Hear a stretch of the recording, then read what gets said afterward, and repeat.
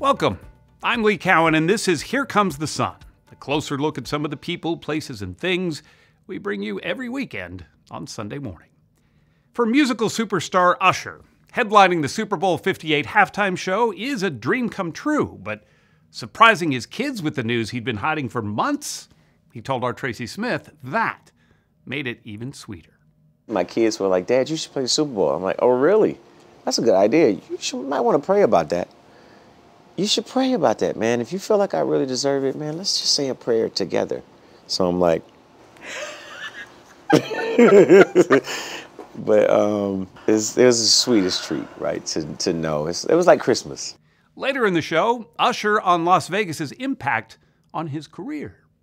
I've been to Vegas many times, and some people have said, you know what, when artists are somewhat at the kind of end of their rope or end of their career and they're kind of just either dialing it in or either they just really want to celebrate the past, they come here to Las Vegas. Not for me. That's not what you were doing. If ever anyone said that Vegas is a place that you go to die, it wasn't for me. It was a place that brought me back to life. Then, from the hottest ticket in the sports world to the hottest ticket in the social scene, circa 1966, that is, Rocca brings us an inside look at author Truman Capote's black and white ball, attended by only the highest of high society. The New York Times, the next day, published the guest list. It was unheard of. This was atypical because generally they would maybe do the list of, say, a White House state dinner. Right.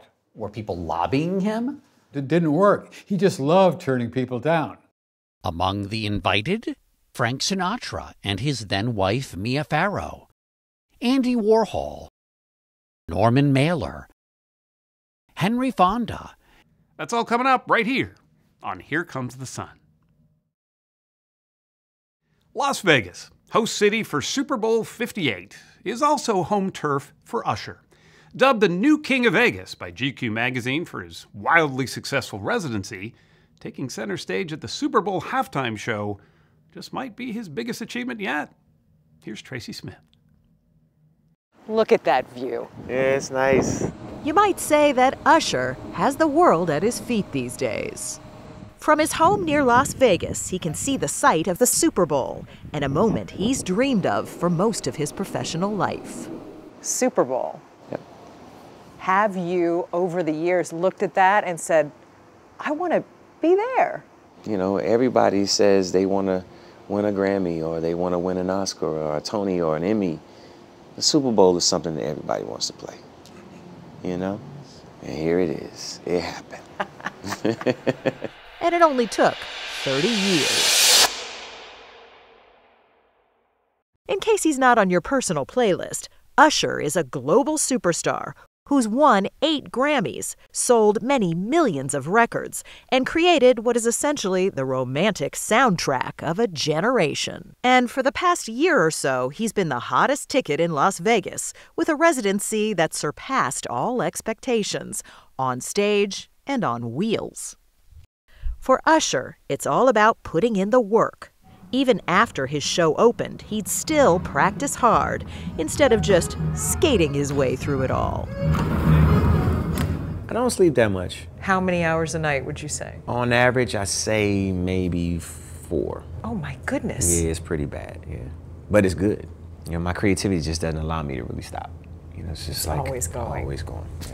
I know you're a student of music history, of entertainment history. Mm-hmm. How much do you think about the greats who have come to this town before? They're always in the front of my mind. I mean, the heart's history of, you know, African Americans who had to perform here and couldn't go through the actual casinos. Now to be here with the residency, it's like, man, what a whirlwind. A whirlwind, indeed.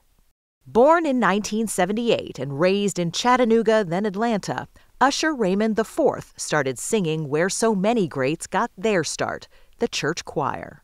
With his mother, Janetta Patton, by his side, he entered talent shows and would sing just about anywhere he could find an audience. I was the artist, right, who basically stood on the corner and sang songs for change, right? I didn't have the opportunity to kind of sit down and play guitar, but I could sing. I didn't actually collect change. I wish I would have. At least got paid for what I was doing. He was still a teen when he caught the eye of big-time music producer L.A. Reid. I managed to impress him so much so that he asked me to be, his first, solo male artist, right? That's pretty amazing. Yeah. He signed you on the spot. Yeah. On the spot. 75 million records later, he's one of the biggest names in the business, an honorary doctor from Boston's Berklee College of Music. I'm the Usher that everybody knows now. And trust me, it wasn't easy having that name as a kid. Usher got that name from his father, Usher Raymond III, who left home when his son was still young. The two reconnected years later, shortly before the elder Usher died of liver disease. When you became famous, you tracked down your dad. Mm-hmm. What happened? We had some good conversations that maybe helped me understand and maybe remedy some of the pain that I felt. I feel resolved about it because I did get some answers that I needed. I was conceived in love, regardless to whether my mother and father managed to make it. I know they loved each other, and I was a love child. That was the answer you were looking for? That was one piece of it. The other half had a lot to do with, why? Was it something I did? Was it something that was done? You thought as a kid, was it something that I did? Or did you just not want me? Was I not good enough? Was I not worthy enough of your actual presence, but I was giving your name? All of these things. And the one thing that he told me that was most valuable is, where I know I couldn't be there for you, I prayed that God could. So, man, I was like, wow, that's okay. Get it. Safe to say his dad would be proud. Usher's album Confessions went diamond, meaning more than 10 million copies sold. And he's already trying to top it. He'll release his 9th studio album, Coming Home. He says the real challenge was keeping his Super Bowl appearance a secret from his kids. There was like a moment in time where your kids were saying, Dad, you should do the Super Bowl, and you knew you were doing the Super Bowl. Well, yeah. As of August the 11th, I knew. And I had to keep it a secret up until the grand unveiling for the world, and I couldn't let my kids know. So, like, any kind of documents I'm receiving, we had like a code word that we would only talk on the telephone to let it be known that we're discussing Utah, Was that the code word, Utah? That was a code word. And when you were able to tell your family, what was their reaction? That's funny, because my kids were like, Dad, you should play the Super Bowl. I'm like, oh, really? That's a good idea. Might want to pray about that. You should pray about that, man. If you feel like I really deserve it, man, let's just say a prayer together. So I'm like,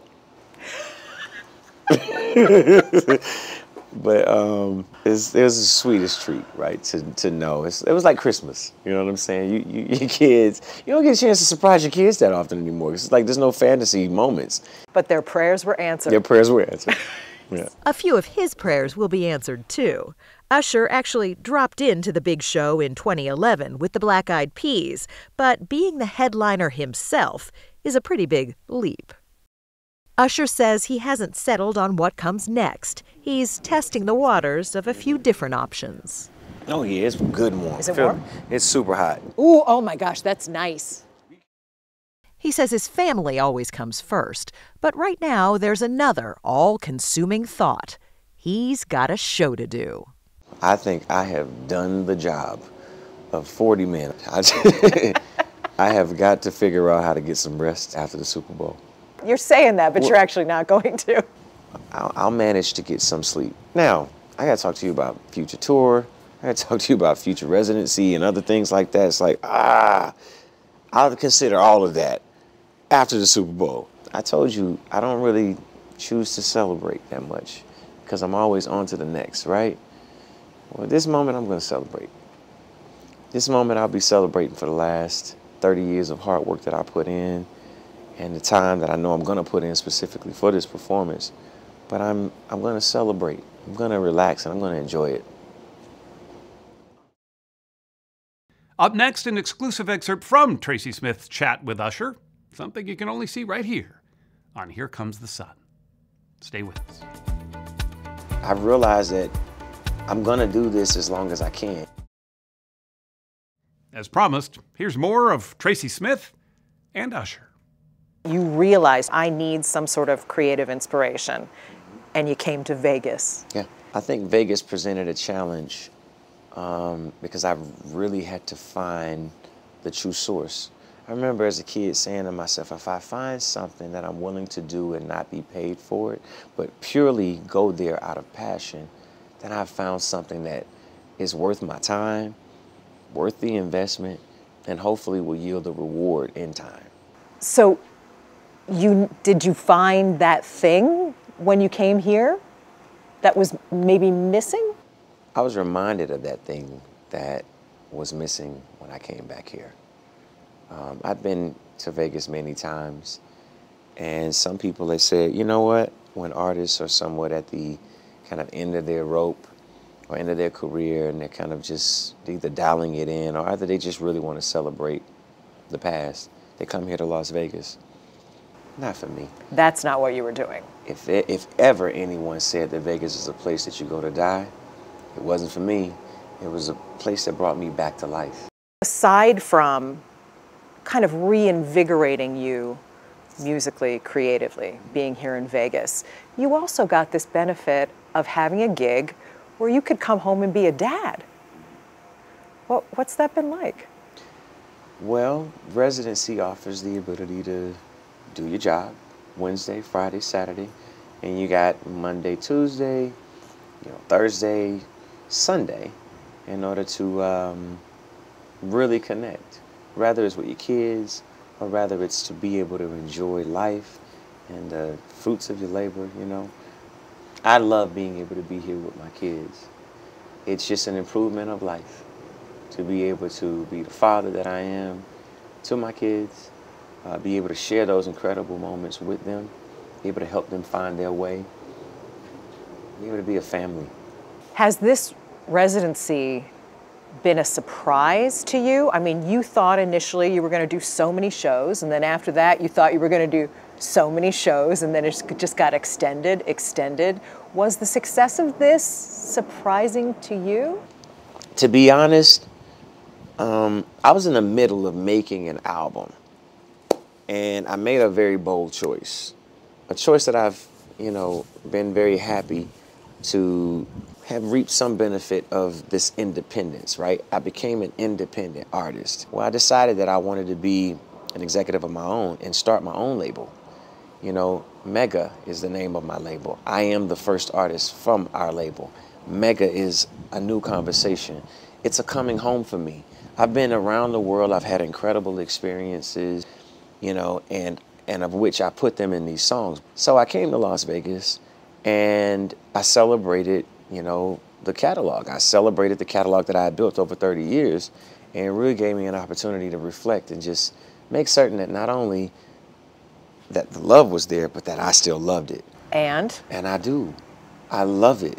I realize that I'm gonna do this as long as I can. Yeah, I'll be a businessman and do, other things and raise children and have an amazing life where I'm happy to see my kids go off to college and start businesses and become entrepreneurs or artists or, soccer players and swimmers and football, basketball, whatever. I'm gonna do all those things, but I know that entertainment is something that I will do for life.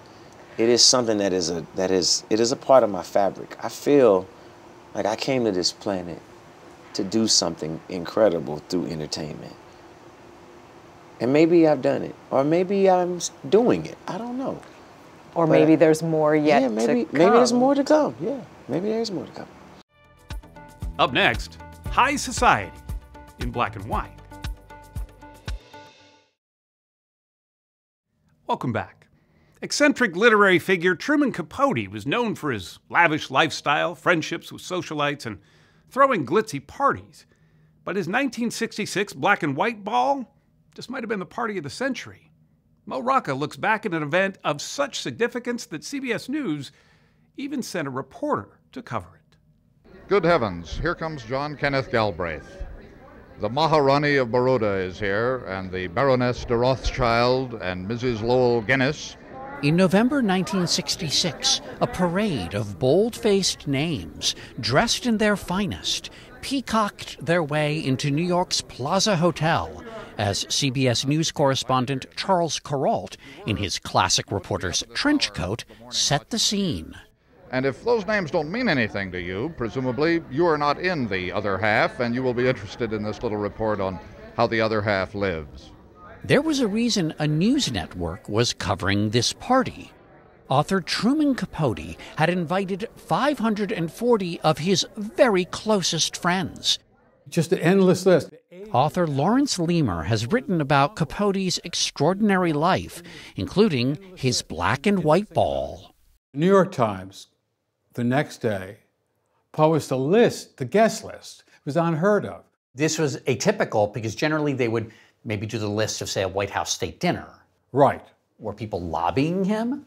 It didn't work. He just loved turning people down. Among the invited, Frank Sinatra and his then-wife Mia Farrow, Andy Warhol, Norman Mailer, Henry Fonda, and a 19-year-old model and actress. Do you remember getting the invitation to the ball? No, and it was an invitation that people were clawing to get. Yeah. It was New York at its most vicious. Candice Bergen was one of the guests. You knew that you'd have to get a mask. Yes.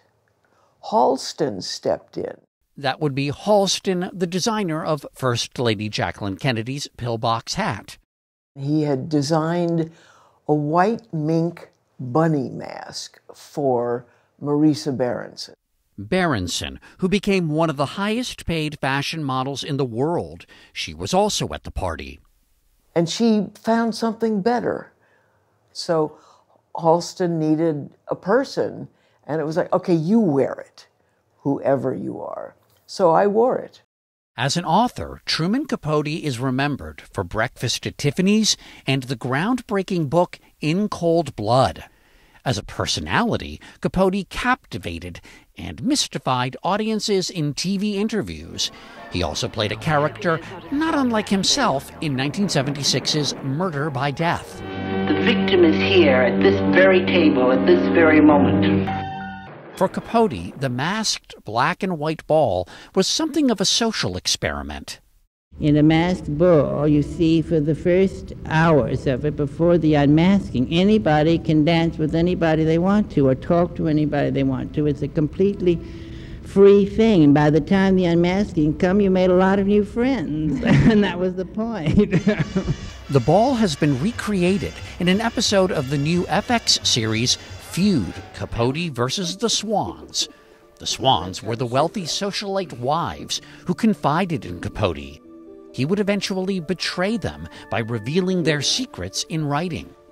It's an immensely cruel and nasty thing to do to your closest friends. It's unforgivable. How he thought they could forgive him is beyond me. But his falling out with high society would happen later. When Capote threw his ball, he was at the height of his powers. It was the ultimate fantasy for him. This poor little kid from Alabama could pull this off and get everybody to come there. The very planning of the party was the talk of the town for months. The party's ostensible guest of honor, Washington Post publisher Katharine Graham. The party was really for Truman Capote. Do you think that Truman had a good time at his own party? Well, did he ever have a truly good time? I don't know. I'm sure he had a massive adrenaline rush. And obviously it was. The one we present to the world. Tom Hollander plays Truman Capote in the FX series, which doesn't gloss over the author's dark side. It's carnival. It's everything I've dreamt of since I was a little boy, this kind of true nakedness. He was addicted to alcohol. He was also addicted to high society. It made him feel good, but it was not good for him. He should have been at his desk. What was it in his personality that compelled him to throw this party? Well, the point and fun of having a party is who you don't invite. A deep inferiority complex. So much fear there. It's all fear. John Robin Bates wrote the series. I always think he could have had another 25, 30 years if he had followed the advice of clean up and go into exile. When Capote threw his ball, he was coming off the huge success of In Cold Blood. It would be the last of his books published in his lifetime. He died 18 years later at age 59. Do you think most people there had a good time at the party? No, I don't think people had fun, but like all things in hell, they pretended they were having a good time. Do you think that a party could happen today and get that kind of attention? I hope not. It's too much. Yeah. I think it was a huge piece of theater for Truman. Right. And it worked. Would you say you had fun there? I was overwhelmed. Yeah. I had to be focused. It's like, pay attention here. Do you still have the mask? No. I had to return the mask. If you were rich enough, or social or beautiful enough, you would have been here to see for yourself.